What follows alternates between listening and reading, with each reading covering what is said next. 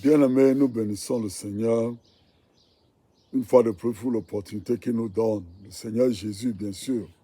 Celui qui est mon sauveur, celui qui est mon roi. Il est ma forteresse, il est tout. Je ne suis que le frère Samuel. La parole de Dieu est très importante dans la vie du chrétien. Tu sais, il y a 2 jours, pour ceux d'entre vous qui reçoivent notre exhortation au quotidien, le Seigneur nous a mis dans le cœur de vous exhorter à prendre le temps dans vos vies, afin que dans la journée, au moins 7 fois, tu puisses reconnaître que le Seigneur est avec toi. Pourquoi cela? Parce que tu vas faire. Avec toutes les occupations qui sont dans le monde, tout ce que les gens doivent faire, les accouchements des grands-mères, les œufs, les poulets qui ont accouché, ceci, cela, tout ce que, toute cette affaire-là. Le système de ce monde qui est sous la main du diable te fait oublier Dieu. J'ai rencontré un homme de Dieu l'autre jour. Il m'a dit quelque chose. C'est ça qui m'a encore poussé à dire ça parce que il m'a dit oui, il est dans le Seigneur, tout ça, mais je sais avec toutes les occupations, tout ça, dans la journée, il n'a pas le temps d'avoir le temps avec Dieu, tout ça. Il est ceci, cela. Je dis, donc je l'ai exhorté et après nous nous sommes mis d'accord. C'est juste un problème d'interprétation, de comprendre qui est Dieu. Dieu est omnipotent, Dieu est omniscient. Même dans tes ténèbres, Dieu est dedans. Quand tu reconnais sa présence là où tu es, quel que soit le cas, quelque chose de bon va se passer. Tu vois, et dans notre dévotion, dans notre exhortation, nous avions parlé de David. David a dit quelque chose dans le psaume 119, verset 164. Il dit, 7 fois, je te loue à cause de ta justice et à cause de tes jugements. C'est le même David qui est le grand-père de Jésus. Il est parti de berger à devenir un roi.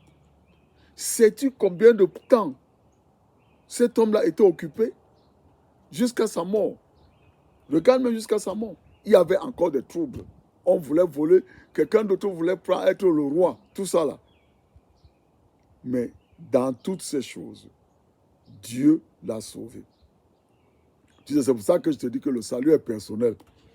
Si tu es dans le Seigneur, tes enfants ne sont pas dans le Seigneur, ta femme n'est pas dans le Seigneur, c'est toi qui vas aller au ciel, comme Jésus va venir là.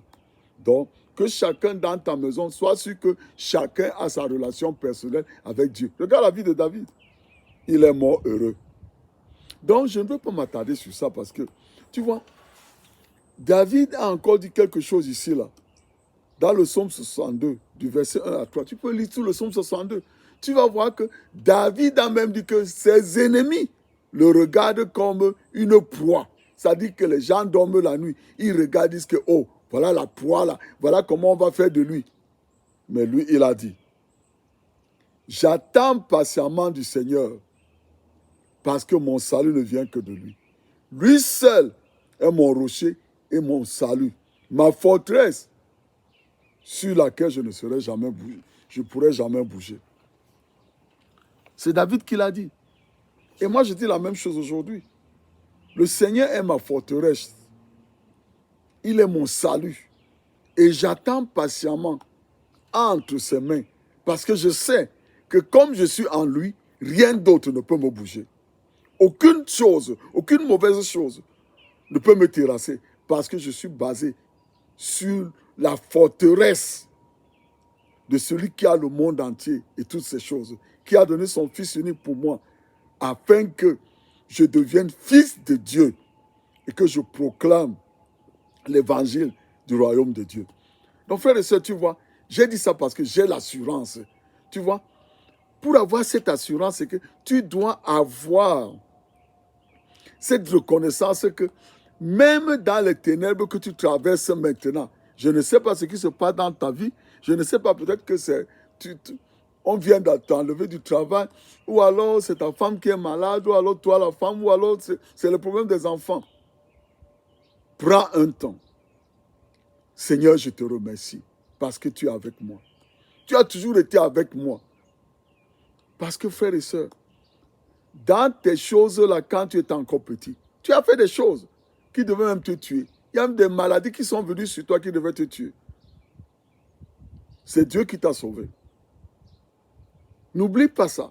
C'est lui, parce qu'il a un plan pour toi. Et aujourd'hui, c'est un nouveau départ pour toi. Donc quand tu lui dis, Seigneur, je te remercie parce que tu m'aimes. Je te remercie, Seigneur, parce que tu m'as sauvé. Je te remercie, Seigneur, parce que tu m'as guéri.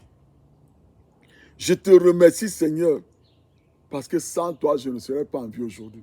Je te remercie parce qu'après m'avoir guéri, tu m'as sauvé et tu m'as lavé dans le sang de ton Fils. Merci pour le sang de Jésus qui me lave. Merci parce que, Seigneur, maintenant, tu me remplis du Saint-Esprit.